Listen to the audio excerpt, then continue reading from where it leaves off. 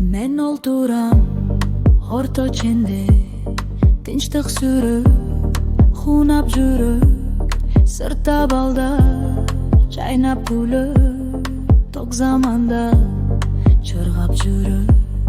Мен олтурам орто ченде, ойлор зирек, тынчтык тилеп, арка жакта ата бабам кыйналганын